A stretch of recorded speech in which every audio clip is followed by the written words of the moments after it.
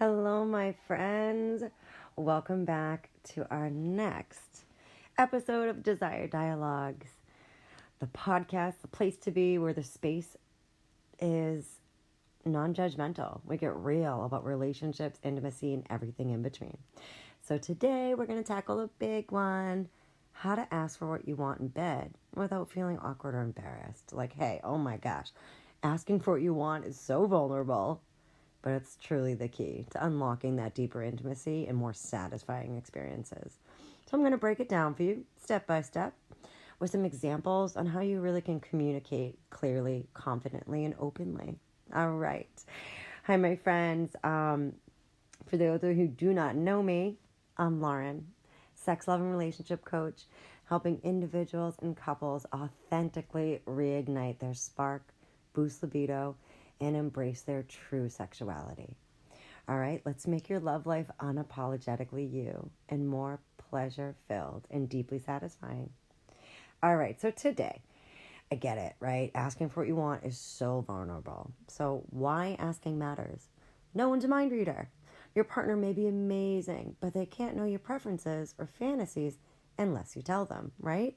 Asking is also going to ensure that you're both really aligned and enjoying the experience.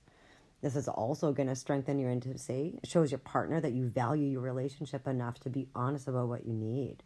This is really building trust too, since it's so vulnerable.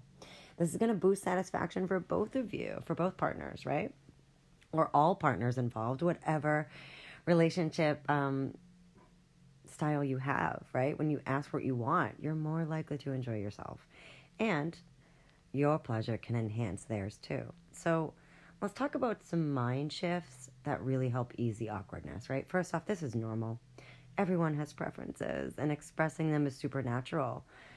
It's really a part of a healthy sexual relationship with yourself and others. I want you to think about it as a collaboration, not criticism. When you're asking for something new, it doesn't mean that, what you're doing isn't good enough. It's really about adding variety and growing. I want you to embrace this vulnerability as a strength. Like, it's a tool, okay? And the more you utilize it, the better you get. I know opening up can feel really scary, but it's really powerful. All right, so you're like, okay, well, how do I bring this up? When do I bring this up? Like, what am I saying? All right, here we go. Timing is everything. I want you to avoid bringing it up when you're both butt naked in the heat of the moment, right?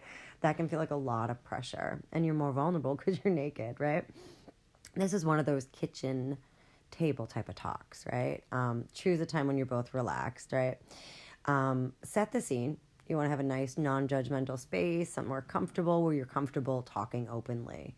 Lead with positivity, all right? You're going to start by affirming what you already love about your intimacy. Example, I love how connected I feel to you when we're together.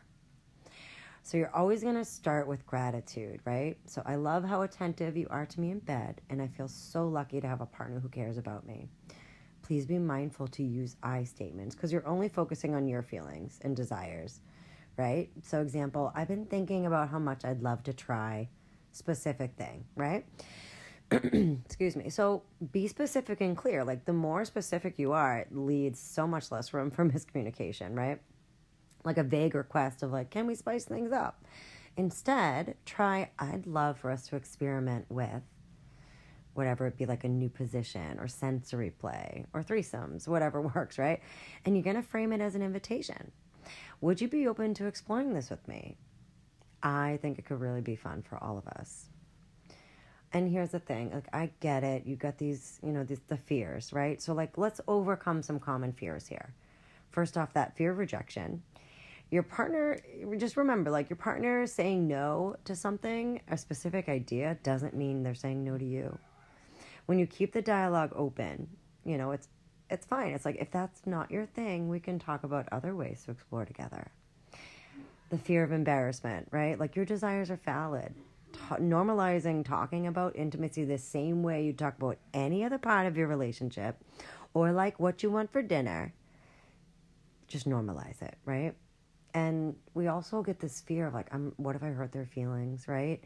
I want you to approach this as adding to your connection, not like fixing something wrong.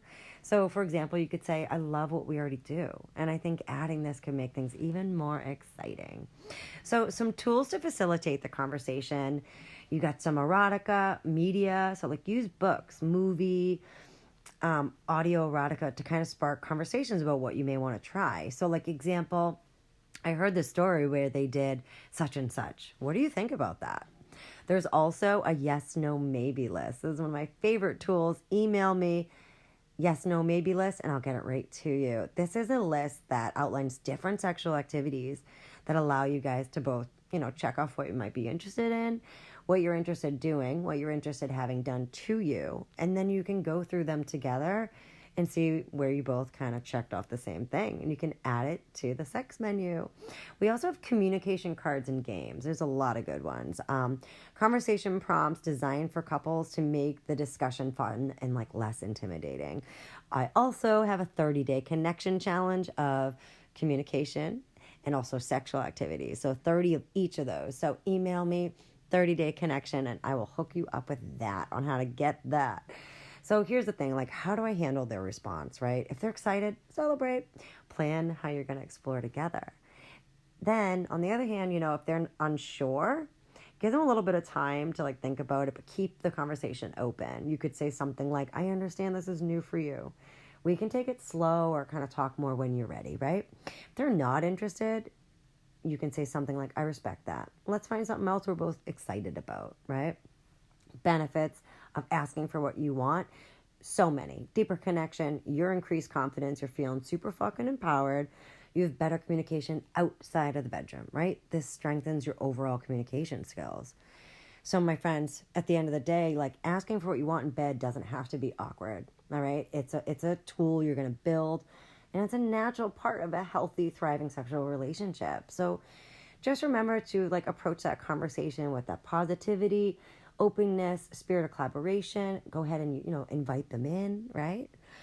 So, what is one thing you've desired but haven't brought up yet?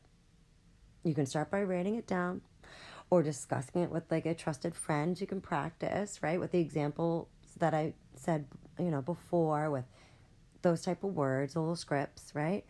And also share your experience with me on Instagram or email me, right? All my stuff is in the show notes. I want to keep talking to you about this.